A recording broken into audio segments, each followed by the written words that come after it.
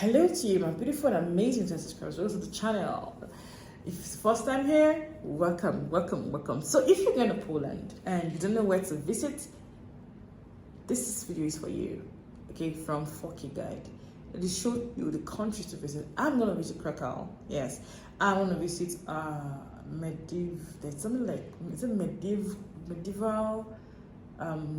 castle? Yeah, I would like to visit that place too. Poland is beautiful. I love Poland and I'm definitely going to come to Poland. I am definitely. So guys, let's react to 10 amazing places you can visit when you get to Poland. What's up guys, my name is Ryan and I want to show you some of my favorite places in the enchanting country of Poland. So here is my Polish top 10.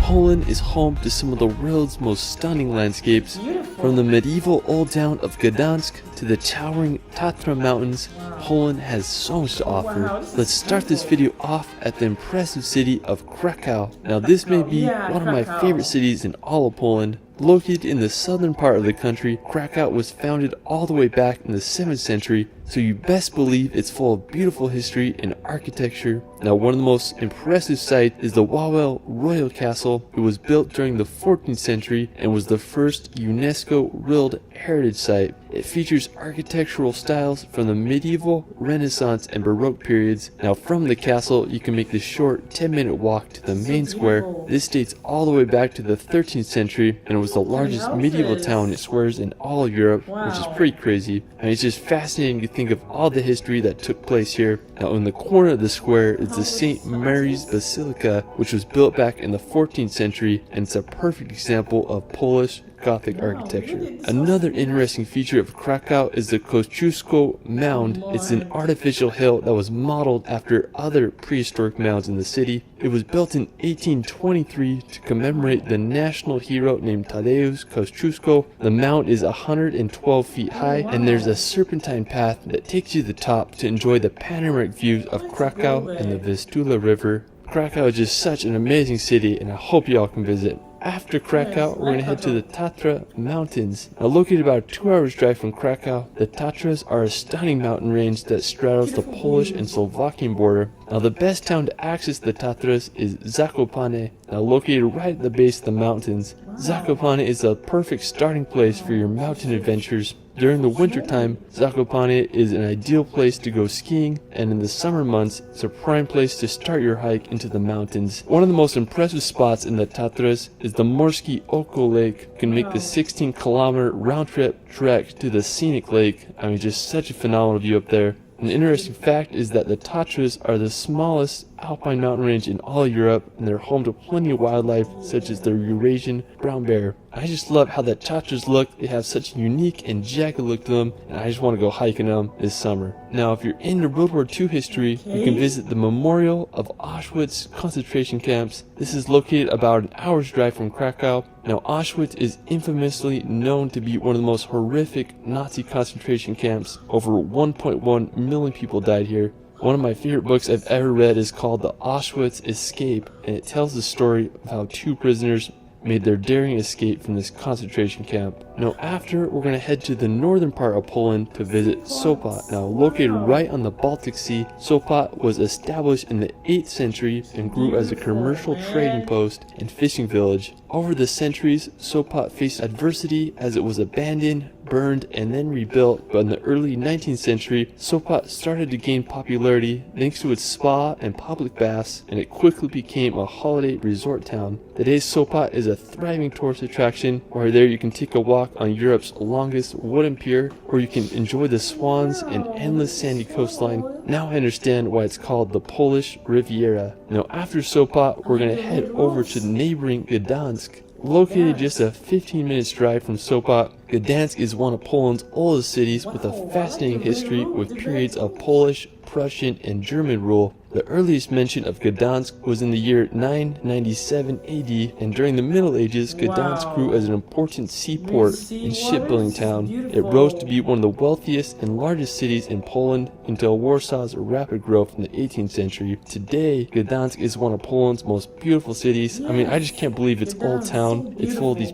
perfectly placed houses that seem to go on forever. Another really cool feature that I like about Gdansk is how the canal runs right along the Old Town. It's often full of ships, and it gives the city such a fun vibe. While you're there, you can just explore the streets of Old Town or take a walk along the canal. I mean, just such an incredible city. Now, just an hour's drive from Gdansk is the Malbork Castle, and this is the largest castle in the world by land area, which is pretty crazy. It was built in the 13th century by the Teutonic Knights, who were German Catholic crusaders, and as the number of the knights grew, so did the castle, which encloses an area of 52 acres. I mean, it's just crazy to think that people were able to build such buildings back then. More than half of Malbork Castle was destroyed during World War II, but thankfully it was rebuilt to its former glory. Now, after Malbork, we're going to head over to the Masurian Lake District, located in northeastern Poland on the border of Kaliningrad. This lake district is one of the most visited lake districts in all of Central Europe, and it's home to over 2,000 lakes. It's a perfect place to go sailing, fishing, or just swim in the lake. I mean, I just can't think of a better place to go on a hot summer day.